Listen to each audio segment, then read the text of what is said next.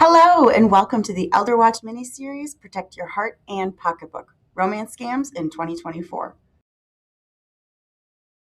Elder Watch Colorado is a 20-plus year partnership between AARP and the Colorado Attorney General's Office.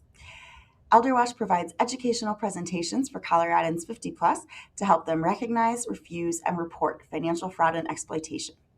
Additionally, we have a volunteer-staffed fraud victim support helpline if you or someone you know may be the victim of fraud. My name is Jessica Zawatsky, and I am the program specialist for Elder Watch Colorado. Valentine's Day is right around the corner, so it's the perfect time to talk about romance scams. Romance scams are consistently in the top 10 scams reported to us on the Elder Watch helpline by older Coloradans. According to the IC3, the FBI's Internet Crime Complaint Center, in 2022, over 67,000 Americans reported a romance scam. Total victim losses nationally stood at over $735 million in 2022, and victim losses for those over 60 stood at over $400 million. Unfortunately, we know that this crime is significantly underreported, so both victim losses and totals are higher in reality. This type of scam is not only here to stay, but unfortunately is evolving as scammers get even more sophisticated. As a result, I'm here to help you learn all about romance scams to help you protect your heart and pocketbook in 2024. This is the second video in the Elder Watch mini-series, Protect Your Heart and Pocketbook.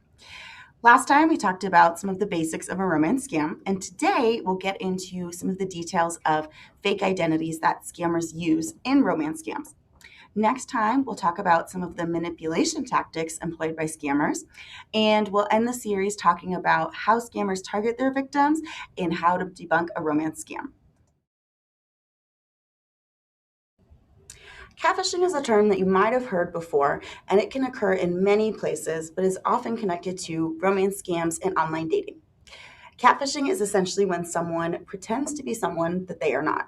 At minimum, this involves stealing the photos of someone else and pretending to be them, but scammers may also steal other aspects of an individual's identity, like their occupation, hometown, etc.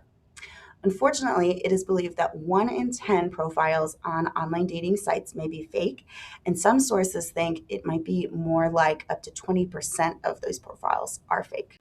So though 10 to 20% of profiles might be fake online, it can't be that easy to make a fake profile, can it? Actually, it's very, very easy to make a fake profile. And there's not as many proactive measures in place to prevent building a fake profile as you might hope. To show you how easy it is, check this out. I decided to do an experiment to see how easy it would be to create a fake profile on a couple different dating sites. Now, don't worry, I deleted the profile after I made it, but I wanted to see if anything would come up to stop me. I searched for a photo first of Lady Gaga, and I saved that photo to my computer. I then uploaded that photo to a number of different dating sites. But no site flagged or prevented me from using someone else's photo, despite this photo being of someone relatively famous. That's how easy it is to make a fake profile. So now that you know how easy it is to build a fake profile and how many fake profiles might be out there, how can you ever tell if someone is really who they say they are or if it really is too good to be true?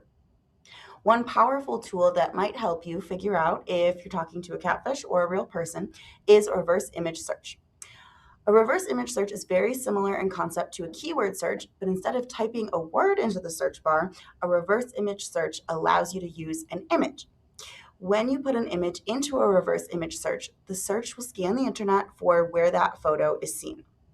Sometimes you'll also get information on the original creator of the image as well, or related searches tied to that image that you might want to look into. Here you can see a reverse image search. The individual whose image I'm using is unfortunately someone who is frequently stolen by scammers and catfish who like to impersonate him. As you can see, I saved the image to my computer, and then I dragged the image to the search bar, or you could also copy and paste an image into a search bar. That's it. There are also ways to do this on your phone, but every phone and every web browser is different.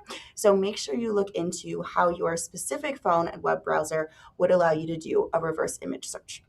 For today's Heard on the Helpline, I've got a combo scam for you. Recently, we received a call on the helpline from a daughter whose mother is involved in a romance scam that is also a celebrity imposter scam. The mother thought that she was talking to Liam Neeson, the actor, but then she got suspicious that it might not really be Liam Neeson. However, she was later messaged by another individual claiming to be the real Liam Neeson, and she was convinced that finally that's who she was talking to. In addition to giving the scammer $5,000, she also provided her social security number, and the scammer opened multiple lines of credit under her name that he has access to. The scammer may also have received some of the daughter's personal information. On top of all of this, the scammer also has remote access control of the mother's phone and regularly cleans it and can see what she is typing and sharing with others. Unfortunately, when it comes to romance and other types of scams as well, the probability of getting your money back is fairly slim. But that doesn't mean that if you've been a victim, you should accept your fate without fighting back. The first thing you should do if you met the individual online or on a dating profile is you should block the individual and you should report their profile to the respective website. If fraud has occurred, you should report it to two places. First, the FBI's Internet Crime Complaint Center, the IC3, and you can report to them via ic3.gov. Next, you should report to the Federal Trade Commission, the FTC, and their website is reportfraud.ftc.gov. Though you might not be able to get your money back, you may be able to stop the scammer or protect their next would-be victim. If you're not sure what to do and you want to talk through your options, feel free to give us a call here at the Elder Watch Helpline.